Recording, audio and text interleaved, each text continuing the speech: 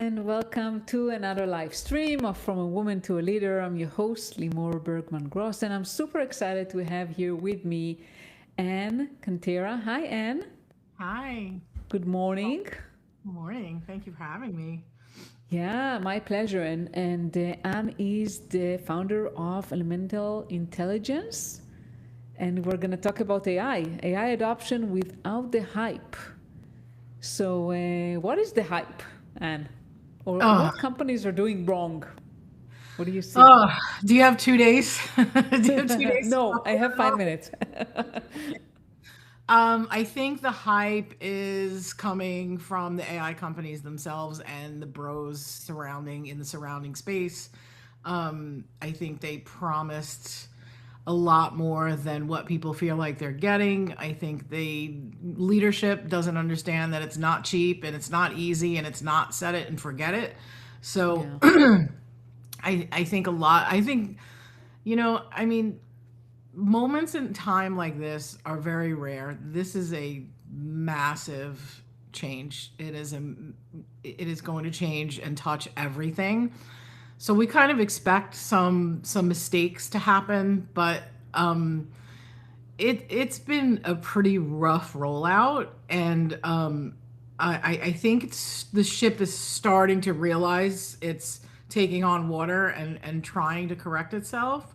So I think we're going to see the beginning of things starting to get a little better, but we had 3 years of very messy, just trying to figure it out publicly, tainted by a lot of hype and a lot of false promises and just a lot of people running projects that they didn't know anything about, didn't know how to prepare for them, didn't understand that, if you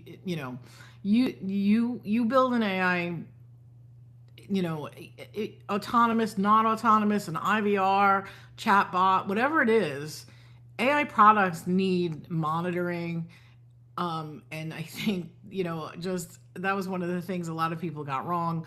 But also, it takes expertise to be a good AI operator. And I think people were just figuring out what that meant. So I kind of defined that period as the messy middle, and I'm hoping that we're about to exit the messy middle and kind of start getting back on the right track. That's my hope. Yeah. So, what would you say like are the most common mistakes that you see, or what should people listening to us be careful about? Well, my message is always to leadership, because in the end, it's everything that goes wrong is it should be on them. Yeah. Talk to consultants before you start your projects. Hire experts and listen to them. The one I see all the time is like, I always say, don't DIY your AI. Like, don't try and wing this with people who are just learning. Take the money and the time to bring somebody in early on to set you on a good path, Mm-hmm. and then kind of, take some freedoms, but don't try and DIY it from the beginning. I've already come on to a couple of enterprise projects that were such, they were just, there was a lot of guessing and a lot of buying platforms that people in the know would never sign on to, and just, oh, we got Copilot. I literally have a t-shirt that says a Copilot license is not an AI strategy. um I love and that. this and I have another one that I'm wearing. I'm speaking tonight. I'm wearing the one I'm wearing tonight says sprinkle some AI on it is not an AI strategy. And that was like, that was the brief from like 3 years ago. At least that's what it felt like. Like leadership just thought it was going to be so simple. The AI was going to do everything. They were going to get to cut headcount and save so much money and blah, blah, blah, blah. It's not working. And it's not working because it's a long-term strategy. It's not a short-term, cost cutter. So Yeah. I think it's getting figured out now. It took us a while to get there, but I think, and the other thing is, and I always say this, there's enterprise and then there's everything else. I think enterprise was the ones that made so many mistakes, and we all kind of saw it unfold. But they're also, that the story about, it's much easier turn in a motorboat than it is on the Titanic. So I think smaller companies are better positioned to actually make big impact and be able to, you know, experiment a little. Like I have been teaching people about omnimodal design, which is the art of like designing for the moment, and it's not static UI, it's chat, it's voice, it's adaptive UI, it's generative UI, it's email, it's SMS, and it's this perfect choreography between those modals. um, Big companies aren't experimenting with that. When I part of the reason I took on the assignment I'm on now was because I would have some freedom to actually be able to build things in a better way. And I think smaller companies and startups have that advantage to be able to kind of branch out and experiment. And we should be experimenting right now. We have so many new colors in our palette. And it's an exciting time, but also, of course, it's going to be messy. But like I said, I do think it's going to start getting better. I think people are realizing the limitations. Leadership is realizing the mistakes they made. I think trust design and ethics first companies are going to have a huge moment. I think transparency and all the things that people are starving for. And I think we're starting to see the people take it back with everything that's going on with Meta and Walmart. There's a huge Walmart boycott because they've been playing games with prices and weights, and people are fighting back against Meta because people are tired of nobody taking responsibility for what the crisis going on with teenagers. And like, Yeah. just think moving forward, people are just done with anything that is unethical, untrustworthy, feels dirty. I think AI has really made people kind of narrow in on, wow, I don't trust this thing. I want a product I can trust, and I really do think that trust design is going to be huge moving forward because people are realizing we can't depend on anybody but ourselves to get what we want, right? Like we tried the US government, we tried to get them to take care of business with Meta. They did nothing, right? Because there's too much government financing involved. They give too much money to the government for the government to be impartial. So the people took it in their hands. And I think people are realizing nobody's coming for us. We have to kind of vote with our dollars and vote with our downloads and vote with our clicks. And I think I'm really hopeful. Maybe I'm pie in the sky, but I really do think that that's where things are heading. I hope that's where things are heading. Yeah. And you mentioned like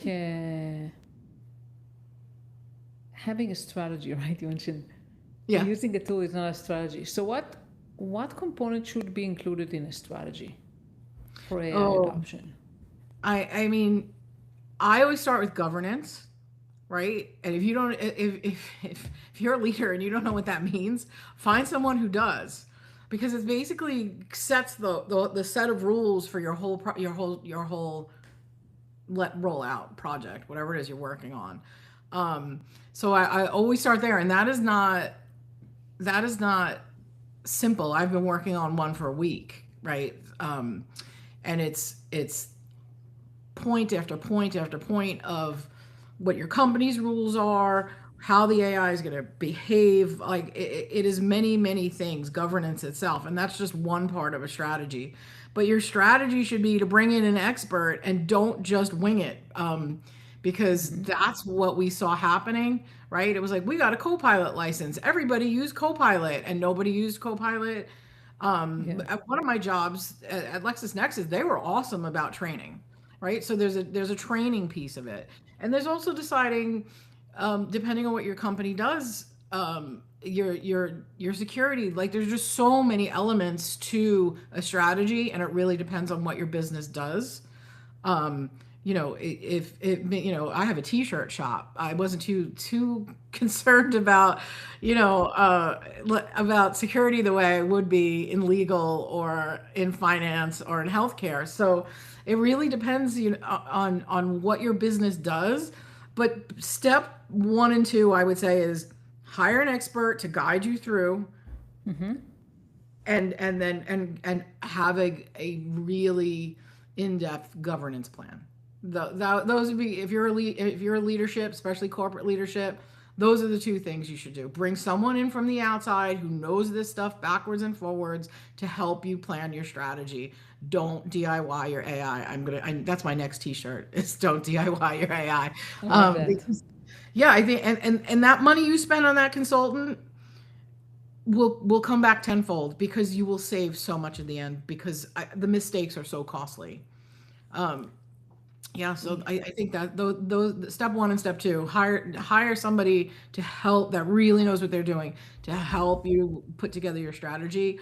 But you could start writing your governance immediately. And you can even ask ChatGPT or Claude to generate you sort of a governance workshop or a governance workbook, and just go through it with whoever's in charge of creating those policies. I think you should have legal involved. You should have security involved. It's not just, oh, the business team is going to bang that out. No, they're not.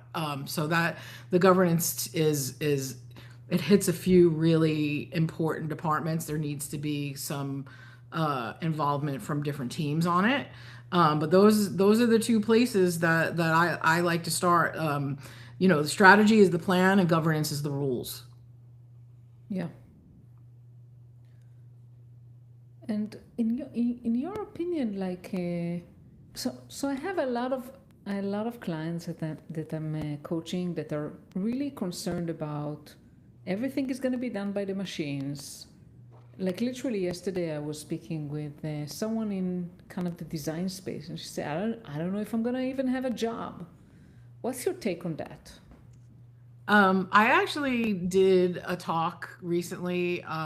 It's on the Rosenfeld website, about the new design stack and omnimodal design and the future of design. And I think because so many people are just stuck in that static UI mindset, I work with hundreds of designers, right? I've been mentoring designers for years and years and years. And they know screens, right? And one of the things I push all the time is, if you're a UI UX designer, learn conversation design. If you're a conversation designer, learn UX UI, because they're all going to melt. They're all. It's going to be it's going to be, like, not quite Jarvis. I don't think we're going to hit Jarvis for a while, but there's going to be something in between what we have now and Jarvis. There's going to be an evolution and a progression, and designers need new skill sets. I built voiceofai.io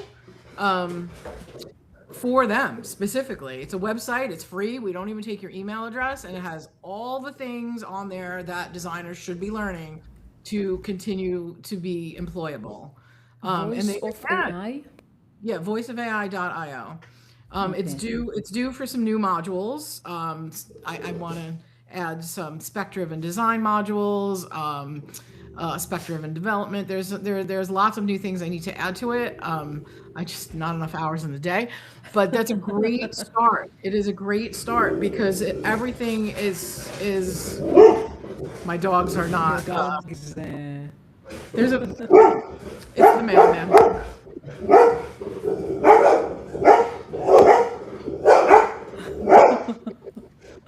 I think your dog also has an opinion about that. It's the mailman. Okay, he's gone there. They should be done. Okay, so yeah, I think if we keep thinking in static screens, designers are not going to have work. But if designers expand their minds and start experimenting, I'm experimenting, creating things, working with people on things that don't exist, or combinations of modals that don't exist. Like, you have been handed a whole bunch of new colors in your palette. Go use them. Go experiment with them. Like, it's going to change. But if you don't change, you're not going to be employable. And it is easier to upskill than it is to apply for thousands of jobs and never hear back. Right? You can upskill very inexpensively. That's why Voice of AI is out there. And the the skills on there are skills that you can have AI teach you, you can learn on YouTube, you can take classes. I do a lot of free stuff. My last class on my at Rosenfeld, like that's a great place to start. But yeah, Rosenfeld's website in general is a great place to start. There's lots of free stuff on there. There's Maven Lightning lessons; those are always free. There's ways to upskill without spending a ton of money. Um, you should time box your day and an hour or two a day dedicate to upskilling, build things in public. I think I built my first chatbot in public like 4.5 years ago, and she's still up and running to this day, and I still get people DMing me about it, and building in public really made a difference in the people I was exposed to. I Mm-hmm. always say, surround yourself with the people who have the job you want. Um, but, and I don't say this to be a jerk. I say this because I have spent every single day upskilling for the last 4.5 years into this AI stuff, and I have recruiters in my inbox almost every day. So there aren't designers can't say that generally if they're stuck on screens. So add the new What should skills. they, what would you recommend them to start with? Because it's very overwhelming. There's so much to learn, and everything is evolving all the time. What Well, would you that's why start I with? always say time box because it's so, especially if you're not working, it is such a mental health hack to time box your day. I hate reading like paper books now. Like I lost my attention span because of years of being. I make myself read paper books every day now. Do I want to? No, but it's good practice. I need it to be whole, right? So I see time box your day like in the sense of, all right, hour, 90 minutes a day is going to be dedicated to upskilling. I have a plan. Voice of AI, I feel like lays out a lot of the skills that they need to learn in order of how you should be learning them. So it's a good way to just kind of say, all right, you know what? I'm going to learn a little bit about conversation design. Conversation Design Institute has free classes. It's super affordable. Let me see It's if I can share it. So maybe, hopefully, I'm sharing the right. You CDI. see my Yeah, that's screen? that's Is that's voice of AI. Yep. So foundations of conversation design, AI and product design foundations, voice UI, chat UI, multimodal patterns. Yeah, all of that is kind of your guide to skills that are relevant that should be in your toolbox if you want to continue working. Um, these things are in high demand. I cannot tell you how many conversation or AI UX DMs I get, right? Like AI UX is like they want a Swiss Army knife, right? Like a purple polka dotted unicorn. They want you to know voice and chat and Figma and all the things. Um, they really have some pretty high expectations, but I just think that long term, if you to keep working, upskilling is going to happen, and it's the old show don't tell, right? Like if it doesn't matter how you learned it, but get it on your portfolio. Get a chat project on your portfolio. Get a voice project on your portfolio, but also really learn the skills because if you put a not well done version of either on your portfolio, they're going to know you don't have the skill set. So you really do have to understand and have the skill before you start showing it off. Um, but the job market is crazy. The job titles are crazy. The expectations are crazy. It will probably level off, but it's never going to level off to your your current skill set if you're a UI designer whose main skill is Figma, right? So you have to change with the expectations if you want to keep working. I know it sucks. I know it's hard and it's a lot of work and it's overwhelming, but if you time box your day, your week, your month, and you know yourself and you can um, make it palatable. You can take the modules straight off of Voice of AI, put them in ChatGPT, and say, "Teach me this." Right? If you need to talk it, if you like to talk instead of read, there's ways to take content and turn it into education materials that no matter what type of learner you are, it becomes palatable. You could put it in Notebook LLM and turn it into an infographic. I love learning from infographics. You could do the same thing and turn it into a podcast. Like, it's overwhelming, but it's never been easier to take educational content and customize it to the way you like to learn.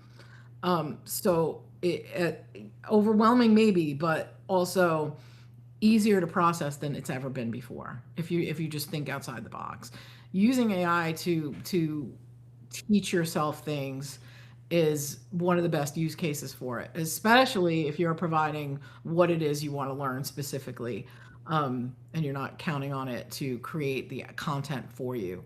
But you can also have it create quizzes, you can have it create flashcards, you can have it create so many different things that will take these volumes of content and make it into something you can learn quickly. I like to do, because I consume so much. I am definitely addicted to data consumption for sure. Um, Explain this to me on a sixth grade level, and then you could scan it really quickly and decide, is this worth my time? Do I want to learn this? Because knowing what to pay attention to is what is probably the number one skill set to have right now, because there's so much noise. Right. So if you can look at something like, I see tools all the time. I'm like, it's a tool. I don't need to learn a tool. I need to just learn the foundation so I can use any tool. Right? Because if you understand foundations, the tools are secondary. So I don't really pay attention to tools too much. Yeah, there's so many, and to be honest, yeah, what matters more is what it can do for you or how you can use it, rather than which tool to use, because there are multiple tools that a lot of them can do similar things, and they evolve all the time. It's more about how can it help me. Yep. Like I said, I think the foundational learnings are should come before the tools. And then, because if you do get hired, you're not going to have a choice of tool anyway, so you better have those foundational understandings of things. So I just think that's more important. But I think it's really important to build and experiment too. And what's why one of the things I'm going to build soon is an AI skill set assessment, because I see design teams from big companies saying, we got in trouble. We used up all of our tokens that were supposed to last until Friday on Wednesday. And a simple question, are you using spec-driven design, or are you just prompting? Oh, we're just prompting.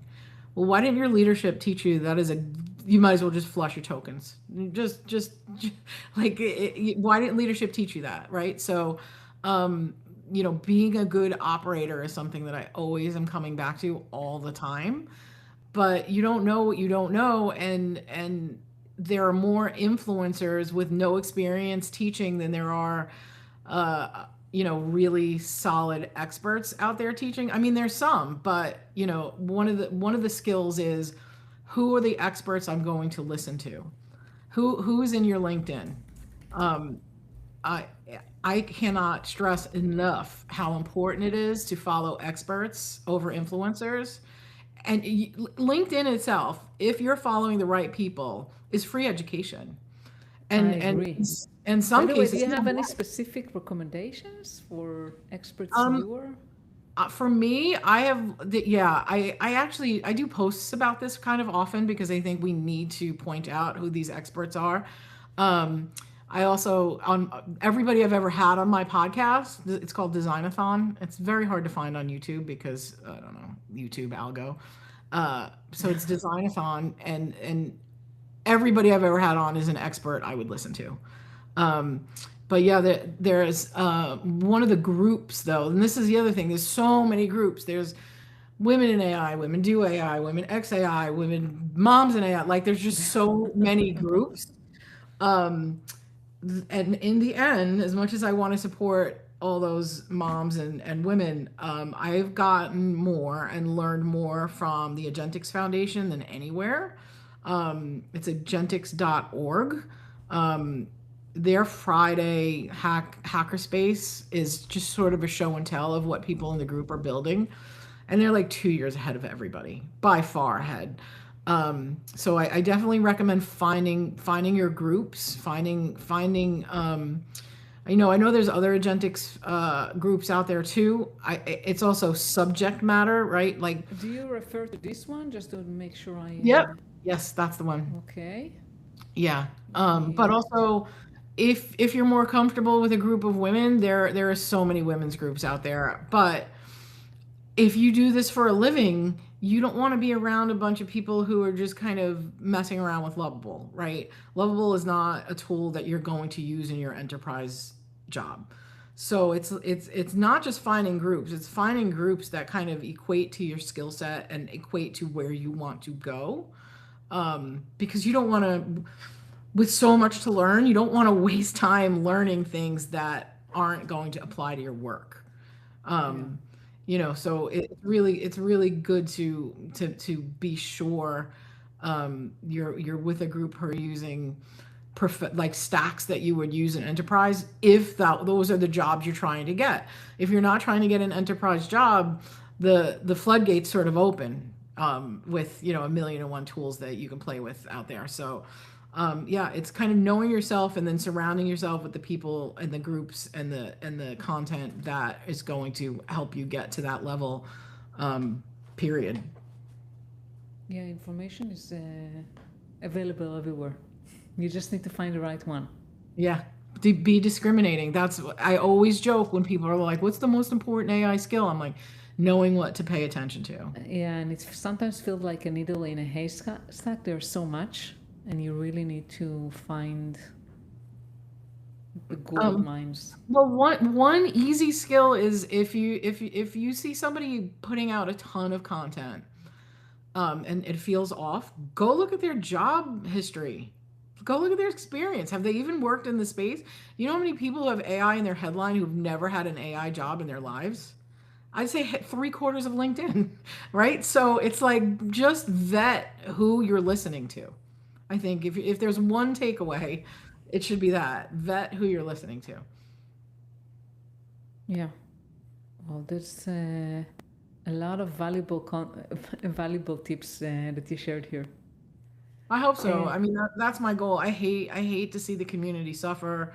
I hate to see people who were on top of their game for 20 years, posting that they have to sell their home. Like the community is without question in crisis, and there are things you can be doing, but it's really, really hard and it's a lot of work.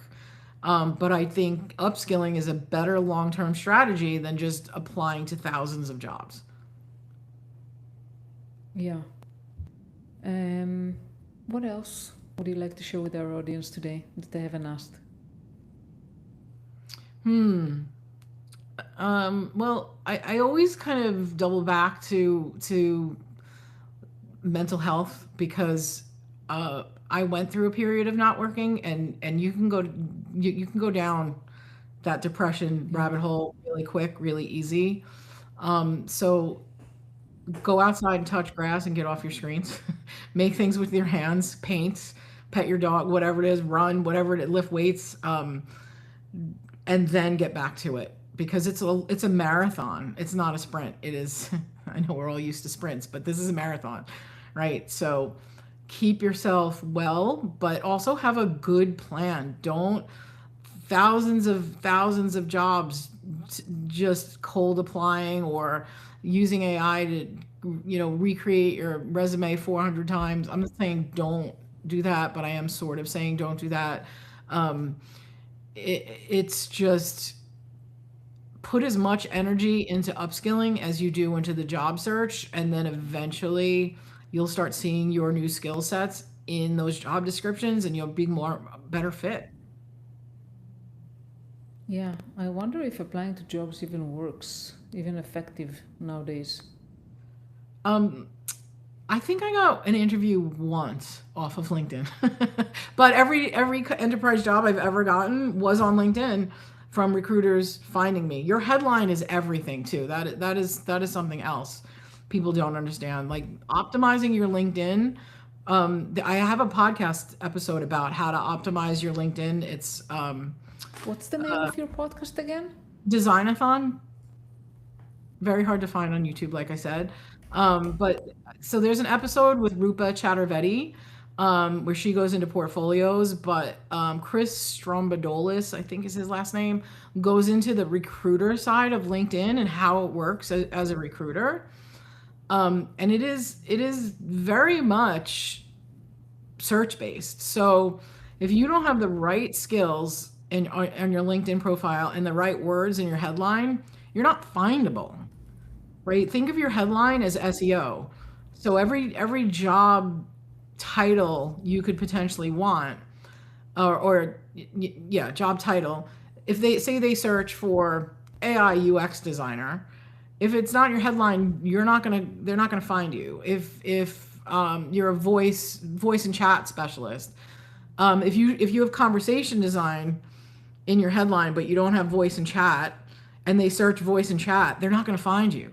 So there's a lot of strategy around LinkedIn, but also don't pay anybody to optimize your LinkedIn for you. Just you can use AI to help you. You can go online and read about how to be findable by recruiters on LinkedIn. Don't I don't even think LinkedIn understands how LinkedIn works anymore. Nobody's an expert. I'm sorry, people who think they are. I'm not buying Yeah. it. I think that the best strategy I can share is that look for jobs that you think are relevant for you and see what they're looking for. What kind of skills and then, as you said, upskilling is one thing. Upskill yourself for things that maybe you don't know or don't know well enough, and then see how you can optimize your profile so it matches what companies are looking for. Yeah, somebody I think, yeah. Go ahead. somebody gave me some advice once. It was get a list of the Fortune 500 companies, isolate the bottom 50, and go straight to their websites on their career pages. Those are real jobs. So, and I guess the bottom 50 because everybody goes for the top Yeah. 100, right? Go for those. Those are steady, as but even our jobs even steady anymore. I That's a don't whole think stability is a thing. It doesn't exist anywhere, right? yeah. There is no, as you mentioned, I think Anna, as you mentioned, like upskilling yourself all the time is what you need. That's the stability because if you are up to date with what's going on, then you're always going to be desirable in the Yeah. market.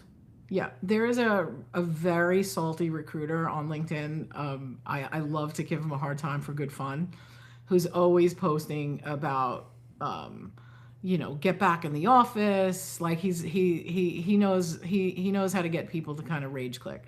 Um, and I always tell him, none of what you say is important if you have an in-demand skill set that not a lot of people have, right? Yeah. That's the fix. Other than jobs, right? The real fix is jobs. But the secondary fix is having an in-demand skill set that not a lot of people have. That's how you get recruiters in your inbox all the time. Is it easy? Is it quick? No, but every great journey starts with one step. Kill me. So, what's one step you recommend our listeners to do today? Oh, it's so blatant. All right. Outside of checkout voice of AI, and remember, I don't make a dime off of that. It's a goodwill thing. Go make sure that the people you're listening, your LinkedIn should be educational. Groom your feed. Groom your feed. Anybody, I have a whole system. Anybody who says comment X for Y, blocked, or at least unfollowed. They're gone. They're grifting, right? Anybody who says I made $50,000 with Substack in the last 3 months, gone. Unfollowed one of them today. Okay. People who are putting out, like my friend Mike Oeth, Oeth, he's a voice guy. He's giving you like a master's degree in voice design, right? For free. For free. His website is free. His Mike, post what? What's the last name? Oeth. I think that's what it is. If you're into voice, he's a great one to follow. He was on my podcast, so like if you find my podcast on YouTube, you can find all these experts. But Groom, Yeah, So you're I'm learning. just sharing to that's the guy. Yes. Yes. All right. His content is amazing. His website is amazing. His website is better than my website. And it's been there. He's out there teaching for free. Um, find the teachers and make sure you're following them. Make sure you hit their bell. And you learn a lot by osmosis. You learn a lot by reading posts that are really high quality. And I think your LinkedIn can either be an awful place or an amazing place, but it's not on LinkedIn to make it amazing for you. It's on you to groom your feed, so it's amazing for yourself. Um, and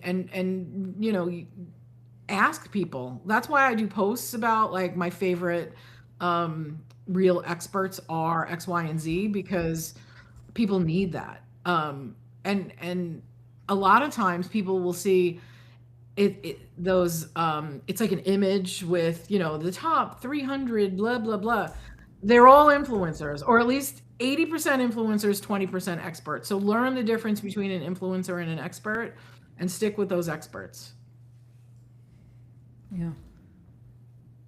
And connect with people who work at what you think is a dream company. Yeah, that's a good advice. Yeah. Because eventually, I think that connecting to people, expanding your network is what's going to help you find your next job. Yeah. And every recruiter who's ever reached out to me, I do this every time because I'm a long term strategy girl. I offer to help them find someone. So if they come to me with a conversation design position that is too junior, I'm like, hold on, let me help you find someone. I know a billion people. Let me at least post this in my conversation design communities. And you create goodwill, right? You create goodwill with recruiters. And one of my mentors, like our relationship started out as I was just a cheerleader for her. I would repost, I would comment. Those things build goodwill with people. When they see you're a regular, that you're not asking them for anything, you're not weird and stalkery, you're mildly entertaining, and you're there for them, it registers. Like there are people who repost my posts all the time and never said a word to me, and I started reaching out to them like, thank you for the support. I see you like very quietly always sharing my stuff, and I really appreciate that. And that is another strategy. You're planting seeds, right? You never know what's going to pop up in the spring if you planted seeds in the winter. So it's I honestly think it's LinkedIn. Your time is best spent kind of commenting and being a cheerleader and creating bonds than it is posting. Posting seems like a waste of time now. The engagement is minimal. I had a comment. It had 42,000 impressions on a comment. I don't think I've ever had a post. No, that's not true. I had a couple of posts that were more than that. But yeah, just get your LinkedIn feed full of people who have the job you want and people who are teaching you the skills you need. That's a good one-liner. I would definitely keep that. Definitely. And I think I found your podcast. Let me share the screen and tell me if that's the right. It's orange and black. Nope, that is No. the podcast I was on. Okay, so that's Yeah. one you're on. Yeah, it's funny. If you search me on YouTube, a million of my talks come up, but not my podcast does not. Yeah. So Okay. so if you find Swarm Community, you'll know because it's orange and black, and then you click podcasts. My podcast is there. It's like I said, it's maybe because it's inside of a community. I'm not sure, but it's very hard to. It could be. It's also on like Apple Podcasts, Spotify, all that too. Um, so you can always take that route. It's much easier to find. So it's Designathon, Designathon. And like I said, we talk a lot about these new skills that I'm talking about. Like we've done voice and we've done chat and we've done agents and like all the things that are are going to be they're going to be expectations. I think I'm seeing it with the jobs that they come to me with. Yeah. These jobs are big asks though. They're not, they're Yeah, I saw one the other day. Yahoo is hiring for someone with 10 years of Claude experience. I also, because I'm not looking for work, when they come to me, um, I kind of call them out if they're bringing me anything that I think is crappy, right? Like I had one that was it sounded interesting. I wasn't looking. He came to me. It sounded interesting, so I said, "Yeah, I'll chat with you. That sounds interesting." Um, because even if I don't take it, I would help find somebody. And we meet and we talk for like 40 minutes. And the end of that 40 minutes, he lays it on me. Well, we have a day and a half assignment for you to do. I'm like, is it paid? He's like, no. I Nah. said, do you know what I charge for consulting? No. I said, well, I charge $250 an hour for consulting. And if you think I'm gonna do this for free, you're out of your mind. And I just went down the laundry list of it's disrespectful to your applicants. First of all, holding it to the end. A day Yeah. and a half, give me a break. It's a neon sign that you don't know how to hire. And I said that right to him. I said, if this is what you're doing, you don't know how to hire. And that, needless to say, he never called me back, but I didn't care because at that point, I was hoping to teach him a lesson because oh, you're so perfect for the role. Yeah, I know. There aren't a lot of people who have my weird skill set. But also, if you're looking for a unicorn, don't treat them like that. Like you want a unicorn and you want like they're just so lost. It's there's just so many problems in hiring. I also will tell them that's half of what I make. That's, anything I feel like that's going to kind of groom recruiting to be better for applicants, I'll say it because somebody has to. And I'm in the lucky position to not be looking. So when they reach out to me, I am lucky enough to be in the position to kind of tell them what's what in hopes that it helps everybody else who is looking. Yeah, thank you for that. I hope it does help. I hope it helps a little bit. Because this is really annoying. The companies are taking advantage of people that need job and they just have unrealistic expectations about how much time they should invest in something that may or may not get them a job. Yeah, and honestly, in my previous life, I worked in restaurants. I was chef, and we would bring people in for a 3-day period, right? Because restaurant kitchens are crazy places, right? If you don't have the right fit, it gets ugly and it's not great. So I would rather companies say, all right, listen, we're going to pay you. We're going to bring you in for 3 days. And I know there's like paperwork and listen, if they wanted the work around, they would find it. They find it for everything else when they want one, right?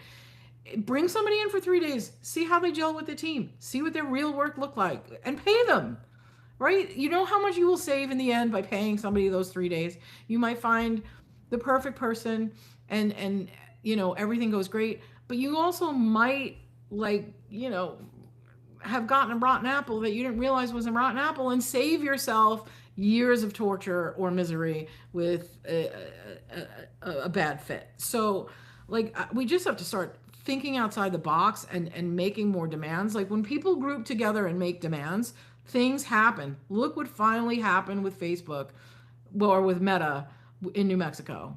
That was the people. That was thousands of parents, thousands of teachers, doctors, therapists, everybody finally grouped together and said, we're going to do something about it because nobody is coming for us. And you think we Yeah. need more of that vibe in general. Yeah. So I do think I found your podcast and I put here, I can share my screen just to make sure I found the right one. And yes, it is part of the Swarm community and maybe that's Yep. why it was difficult Yeah. to find, but I did put the link here. And yeah, and thank you so much. And it was Yeah, I hope it's helpful. very helpful. A lot of knowledge and a lot of links. So thank you so much. You're welcome. You're welcome. Keeping it BS free over here. Definitely, At definitely. least trying. Yeah. All right. Thank you. Thank you. Have a wonderful day.